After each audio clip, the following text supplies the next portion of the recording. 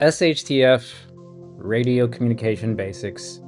In this very brief tutorial, we are going to talk about utilizing some cheap ham radios, some cheap Chinese radios like these two here, for emergency communications. So I am not a ham radio operator, full disclaimer up front, and I am not recommending you violate any FCC rules or regulations.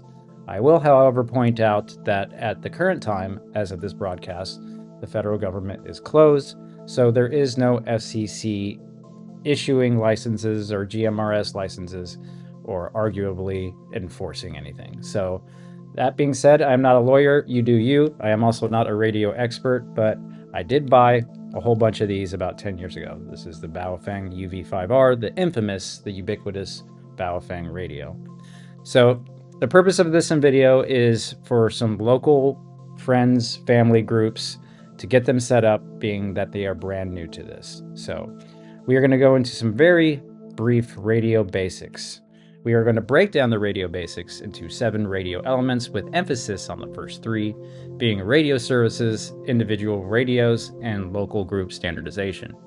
We're then going to very briefly talk about an area radio exercise, scanning with your radio, pace planning, and then some miscellaneous information.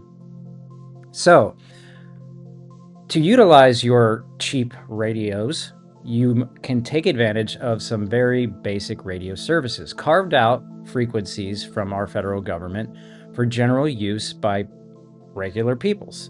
The first we're going to discuss is the CB radio or citizen band, kind of popularized by media and truck culture. CB radio has been a staple of truckers and off-grid users for decades. It operates on 40 shared AM channels in the 27 megahertz band. It does not require a license. So it's great for over-the-road driving or maybe short-range emergency communications. Typically, you can get up to 5 miles. There's people making all kinds of claims that they can talk 35 miles, cross-country, and even overseas when bouncing off the, quote, skip. However, I find that the very brief experience I've had with these, they have limited use. The multi-use radio service is 5 VHF channels that can be utilized. Now, granted, again, a lot of these Chinese radios that you can get off the internet are not necessarily FCC certified for use on the MERS VHF channels. But again, I'm not a lawyer, you do you. They can be used up to 5 miles depending on terrain and antenna height. So really good 5 channels for basic communication. Then we're going to talk about the family radio service. So the FRS radios are what most people think of when they think about the walkie-talkies. So think about your, Paw Patrol, your kid radios that you can get at blister packs from the store. I can give you an example here. This is what is this? The FT388. So this is an example of a little blister pack radio, a FRS radio. Now you are paying for the ability to use FRS radio services when you buy an FCC certified FRS radio. Disadvantage of these is they're limited in range and power transmission capability, and you cannot remove the antenna like you can your Baofeng.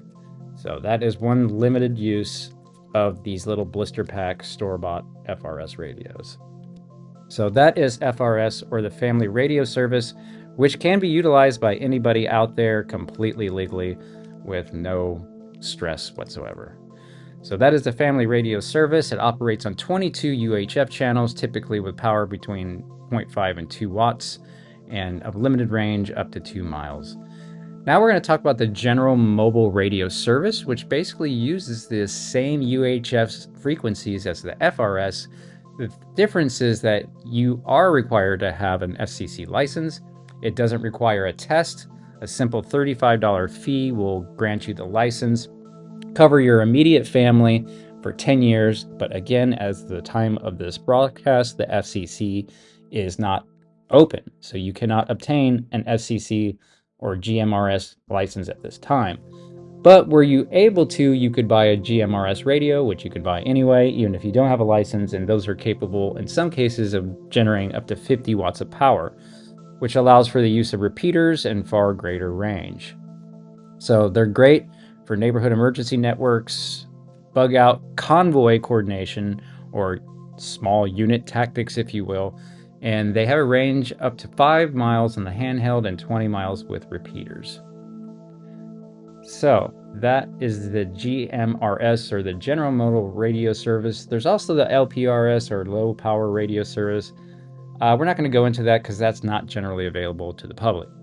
NOAA weather radar, just because it was in the source of information for this broadcast, I put it in there.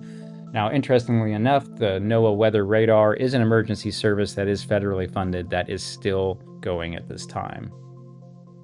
So here's a brief breakdown of the services compared between CB, FRS, GMRS, MERS, LPRS, and NOAA. Again, for the stated intention of this video and family or small group radio use, the FRS, GMRS, and MURS are the radio services recommended.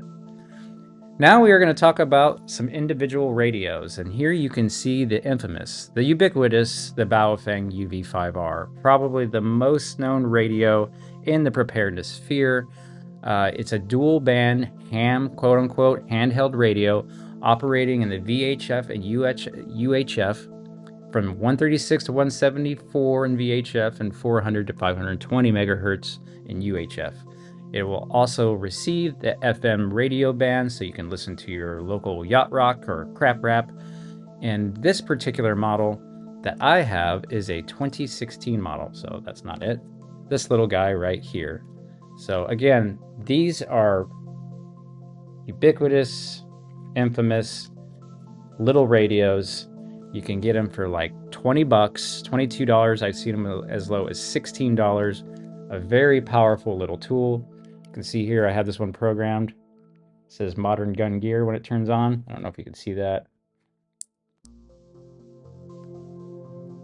So the Baofeng UV5R. So, and these come standard with a 1600 milliamp battery. You can upgrade it with a 3800 milliamp battery. Typically charges in a dock, but the 3800 milliamp you can plug directly into it, power with a little barrel plug, and you can also have your push to talk comms, and they work pretty good, the UV5R. So that's the first radio that we are discussing today, the UV5R. Now, recently in 2025, I picked up a set of these Baofeng AR152s. So these are a much more powerful radio as far as frequency transmission as well as battery power. They are a large radio, quite heavy. They are made to be kind of a imitation of the famous Harris AR-152 military radios, which are much more powerful and costly. But I found these to be a pretty powerful little radio considering. And you can see here my particular AR-152. Again, I have this one programmed where you can see the name, and you might see Leon Fire, so that's Leon County Fire. So, and now we're going to talk about actual radio programming. So how do people talk to each other, or in many cases, listen to each other with these? We're going to go into that, but one thing I will go ahead and point out on these radios is that you might have remembered that I mentioned that GMRS, hold on.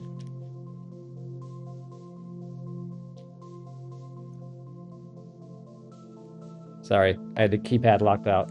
You might remember I said that FRS and GMRS operate on the same UHF frequencies. So that means you can take your little blister pack radio, which this is a Midland 151. See, I got somebody coming through on Leon Fire here. Turn on your little FRS radio, and you can see that's FRS channel 2, and I have this on GMRS channel 2. Now watch this. They could communicate with each other. And that is perfectly lawful, no matter what the case may be, to listen on one of these radios, even if you don't have a ham radio license. And now we will discuss programming. So what I recommend is a organization known as the Prepared Citizens Training Group.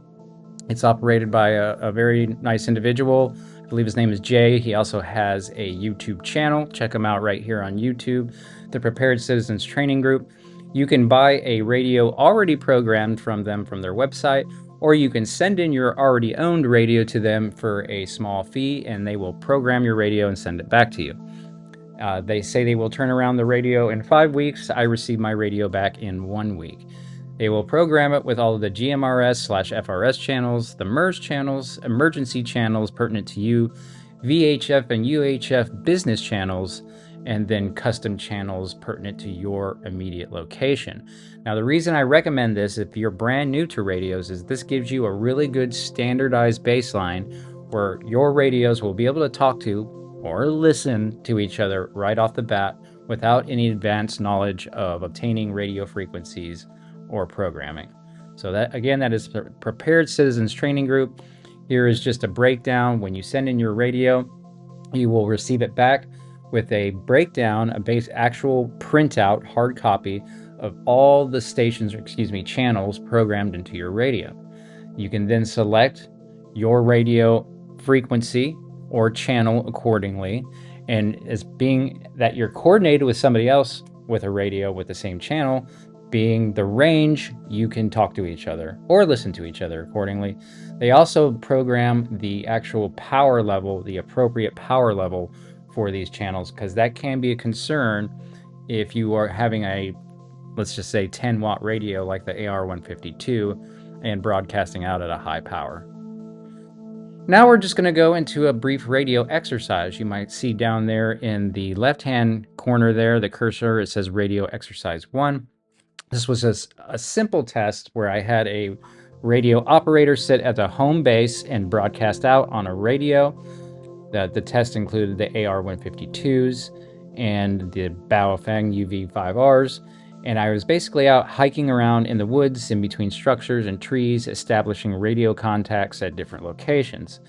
You can see more of the detail here, the names of streets and geographic or geologic actual structures have been blacked out for operational security, but you can see that we achieved radio contact within the 1 mile all the way down to 300 meters. Here is the actual distances measured from home base. You can see radio contact 1 through 4 there. It looks like there's a typo or it says RC5. The D1 is a distance where I am intending to establish radio communications at that distance. It's an experiment I have going on. And now, once you have your radios programmed, one of the really cool features is that you can scan. You can scan through all of the different frequencies and see who's talking out there. And you'll eventually come across school buses, ham radio operators. I think we captured one here.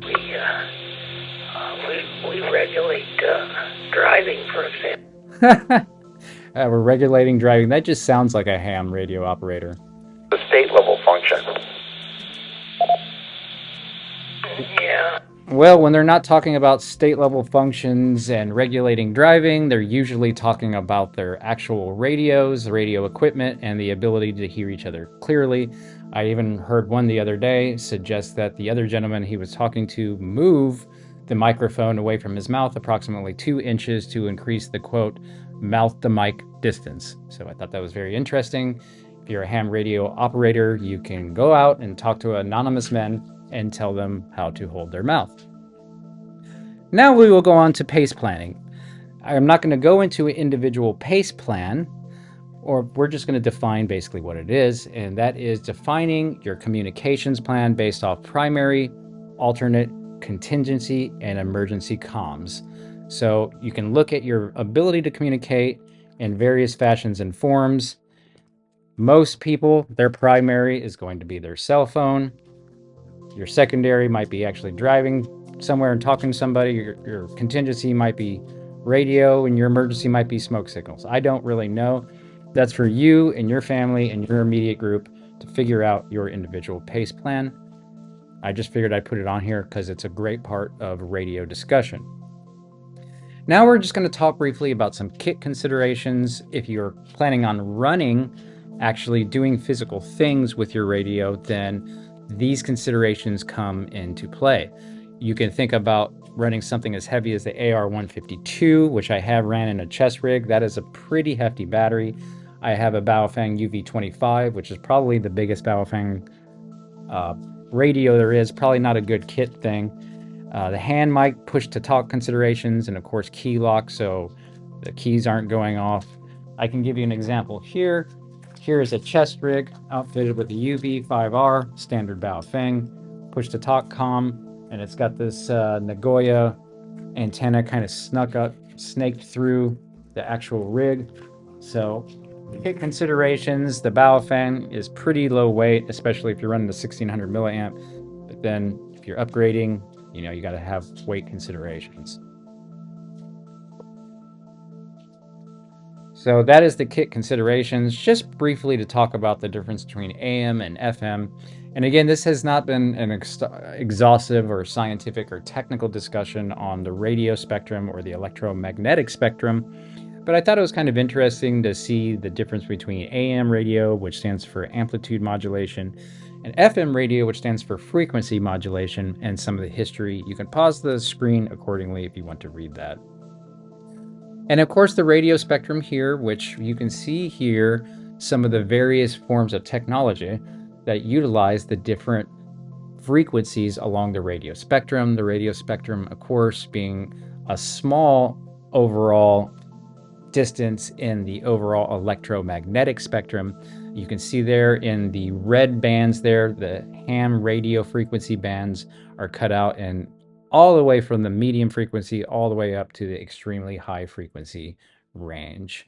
So again, not an exhaustive or technical discussion on radio spectrum, but I figured I'd put it up there. So please let me know what your conclusions are. Again, the intention of this video is very basic, getting radios programmed so families can talk to each other in emergencies and or listen to each other. Again, I am not a ham radio operator. It requires a ham radio operator license to legally transmit on a ham radio. Of course, special provisions are provided for emergency situations. And that is, you must have exhausted all other forms of communication before you are lawfully able to use a ham or amateur radio to call for help if you do not have a license. I am not a lawyer. You consult your local laws, your federal laws, if you're into that. Again, at the time of this broadcast, the federal government is closed. Take that for what you will, and that will conclude this hopefully brief SHTF radio communication tutorial. Stay safe.